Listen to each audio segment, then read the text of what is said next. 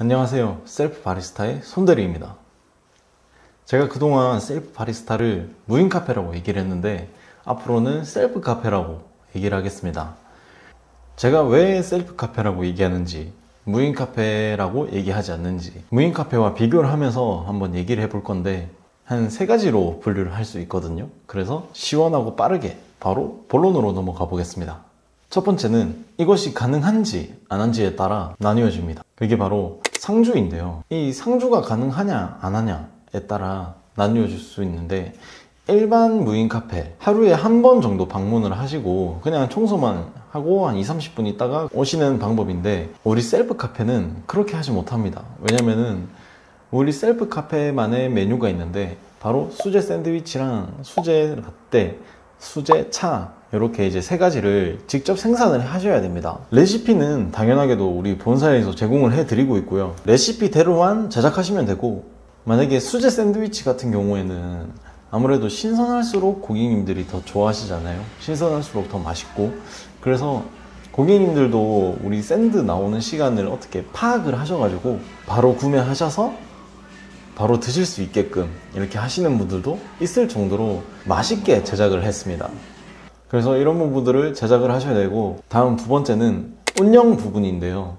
이 무인 카페는 아까도 말씀드렸지만 그냥 한두 번 정도 그냥 방문하셔서 그냥 뭐 문제 없는지 한번 확인하고, 아니면은 뭐 방문도 안 하시고 그냥 그렇게 하시는데, 이 운영적인 부분이 좀 큽니다. 무인 카페나 무인 아이스크림, 무인 사진, 그 다음에 무인 옷가게, 이렇게 무인 시스템이 가면 갈수록 더 많아지고 있는 추세이고, 무인으로 하고 있는 점포도 가면 갈수록 더 많아지고 있는 추세인데, 그로 인해서 창업이 좀 쉬워지고 있는 거, 그거는 사실입니다.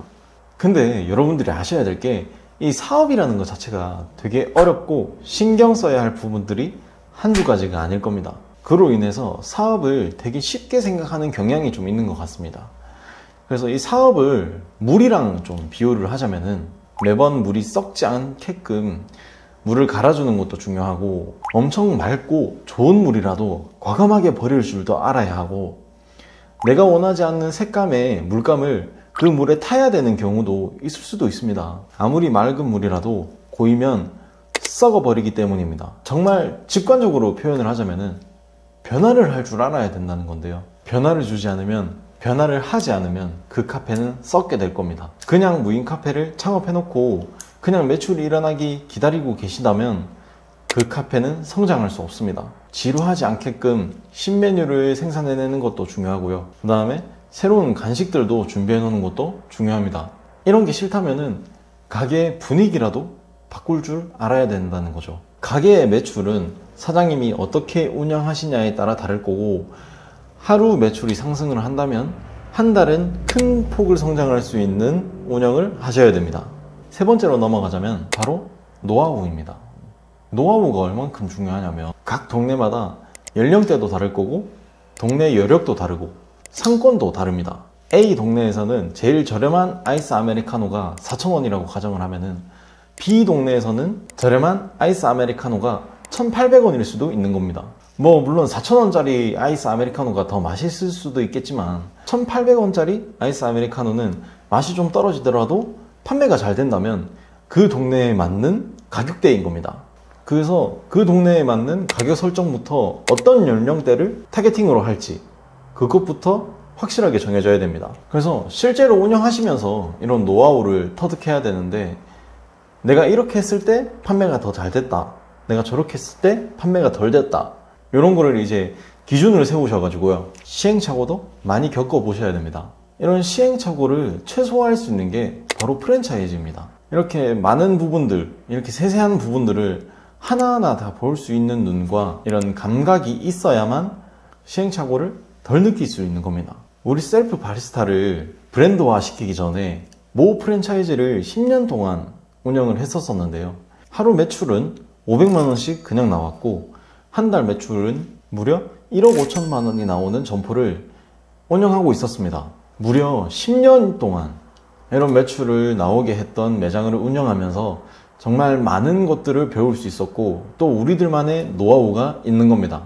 엄청난 효과를 불러올 수 있도록 프랜차이즈를 사용하시는 것을 적극 권장드립니다. 다른 차이점들도 더 있겠지만 이렇게 크게 세 가지만 분류를 해봤는데요. 같은 창업을 하는 거라면 높은 매출이 나올수록 더 좋은 거 아니겠습니까? 절대로 쉽게 많은 돈을 벌 수 있는 사업 아이템은 없다고 생각합니다. 큰 돈을 벌고 싶으시다면 큰 돈을 투자하는 게 맞고, 작은 돈은 작은 돈밖에 안 벌어줄 겁니다. 이와 같은 맥락으로 가게 점주님이 가게에 관심도가 많다면 고객님들도 가게에 관심을 많이 가지실 거고, 사장님이 가게에 관심이 적다면 고객님들도 관심이 적을 겁니다. 카페는 정말 보이는 게 중요한 사업입니다. 보고 보이는 게 중요한 사업인데 1,500원짜리, 2,000원짜리 이렇게 커피를 마시더라도 대우받고 있어 보이고 싶은 게 바로 사람입니다. 그렇기 때문에 가성비 있게 무인 카페를 창업하시는 것도 중요하지만 이 보이는 게 중요하기 때문에 꼭 돈을 좀 들이더라도 많은 걸 신경 써주고 인테리어도 훨씬 더 이쁜 프랜차이즈를 사용하시는 것을 적극 권장드립니다. 이번 영상은 여기까지이고, 부산에서 개최하는 카페쇼가 예정되어 있는데 카페쇼는 어떻게 진행이 되고 있는지, 우리 무인 카페에 또 어떻게 접목할 수 있는지에 대해서 한번 같이 볼 수 있는 영상으로 찾아뵙겠습니다.